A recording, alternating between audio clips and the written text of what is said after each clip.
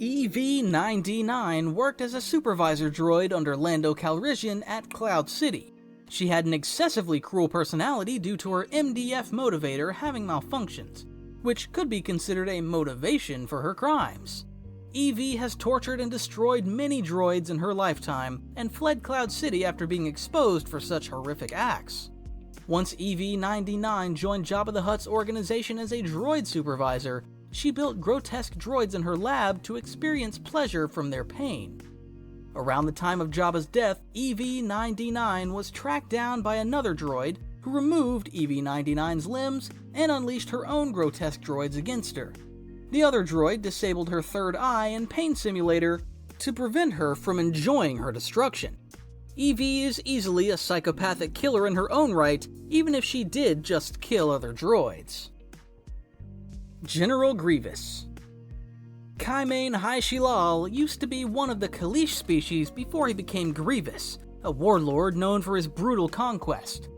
Sith Lords Darth Sidious and Darth Tyrannus, Count Dooku, noticed Grievous's potential during a conflict, and Grievous accepted cybernetic enhancements offered by the Sith, after Dooku conspired to nearly kill him in a shuttle crash. A crash in which he sacrificed almost all of his remaining organic form to survive, becoming a cyborg. Under the guidance of Dooku, Grievous became a skilled lightsaber duelist and military strategist, and was appointed as General and Supreme Martial Commander of the Separatist droid armies. Grievous took immense joy in hunting Jedi Knights, collecting their lightsabers as trophies as well as weapons, with almost no regard for the lives of those Jedi. Grievous also takes pleasure in taunting his enemies, especially Jedi, which he has killed at least over 13 of, as well as being the cause of many deaths at the metal hands of his droid troops. Grievous was hunted down and killed by Obi-Wan Kenobi on Utapau, which marked the end of the Clone Wars and the collapse of the Confederacy. Darth Nihilus was a human male who was greatly affected near the end of the Mandalorian Wars by surviving the activation of a mass shadow generator on Malachor V, a disaster which created such a large mass of shadow that it caused him to be driven by a thirst for Force energy. He was then found and trained by Sith Lord Darth Traya, formerly the Jedi Kreia, to be one of the 3 Dark Lords of the Sith. Like any Sith apprentice, Nihilus and the other apprentice of Darth Traya betrayed her and severed her connection with the Force, right after Nihilus sapped the Force energy from Darth Traya, feeding off of it. Nihilus craves the life force of other beings because it numbs his painful memories and suffering temporarily.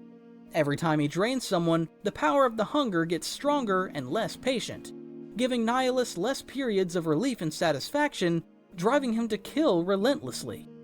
Despite his power, Nihilus fell when Surik and her allies confronted him aboard his flagship, the Ravager, and destroyed both him and the ship. Jabba the Hutt. Essentially one of the most powerful crime lords in the galaxy. Jabba the Hutt could care less about who he kills. He has the power, credits, and means to do whatever he likes. This is also because of his family's status in the Outer Rim as one of the largest crime syndicates. Jabba usually kills people at a distance, using trapdoors in his palace and hiring bounty hunters or workers to avoid the physical work needed to kill victims himself. It's quite obvious when looking at his physique. He wants only power, and doesn't seem to have a particular motivation. He died by underestimating his enemy, with Princess Leia, who he had taken as a slave, choking him with her own chain, an incredible feat since Hutts are notoriously hard to kill. Salacious B. Crumb. Salacious Crumb, a Kowakian monkey lizard, was notorious as Jabba the Hutt's companion and court jester. His distinctively grating, shrill laugh and habit of stealing food from Jabba's lap highlighted his irritating presence. Despite being tolerated for his ability to amuse Jabba, Salacious was known for his disrespectful behavior, openly mocking Jabba's captives and enjoying their suffering, which doesn't make him a killer necessarily, but he's most definitely a psycho. He laughed in the face of innocent bloodshed and purposefully made the lives of others miserable for his sake. Salacious had no moral qualms and was solely loyal to Jabba, using his knowledge of others' secrets for personal gain or entertainment. Salacious B. Crumb died by being flung into the Sarlacc pit shortly after his master Jabba was killed by Leia Organa and the sail barge exploded. Darth Vitiate, or Tenebrae, known by various names throughout history, was a powerful dark side entity from the old Sith Empire.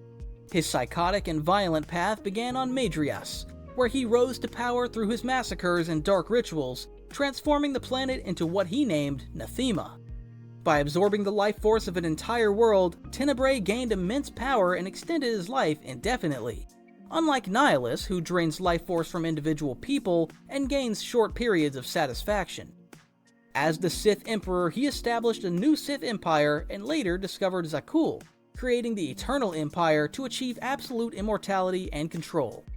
Using his ability to possess others, he manipulated key figures like Revan and the Outlander, bending their wills to further his grand schemes. His ultimate goal was to dominate the galaxy through war and dark rituals, wanting to become a godlike being. His possession of the Outlander was pivotal, aiming to use their body as his vessel while projecting a facade of a savior to the galaxy. In a climactic battle, the Outlander and Volcorian's own family banished him to the void, though remnants of his essence persisted. Throughout his existence, Tenebrae's relentless pursuit of power shaped galactic history through fear and manipulation. His demise finally came through the combined efforts of those he had wronged, ending his destructive reign of terror for good. Darth Sidious, a Sith Lord in disguise as a powerful senator, then chancellor, then emperor. He's most likely the most calculated and truly evil individual to have ever walked the Star Wars galaxy. Sidious has used many sentient, feeling, and potentially valuable lives as pawns in his extremely large-scale plan to wipe out the Jedi and establish a galaxy-wide dictatorship. He has mass-killed Jedi during Order 66, not to mention his multiple apprentices which he had betrayed time and time again, leading to each of their deaths, while also instating another to be his apprentice. He doesn't see value in any other life besides himself, and he will kill anyone in his way in order to achieve his evil goals, even his own master, Darth Plagueis the Wise. With the Clone Wars he has caused, he's likely been at fault for millions upon millions of deaths, not even including the lives he's taken with his own hands, or saber.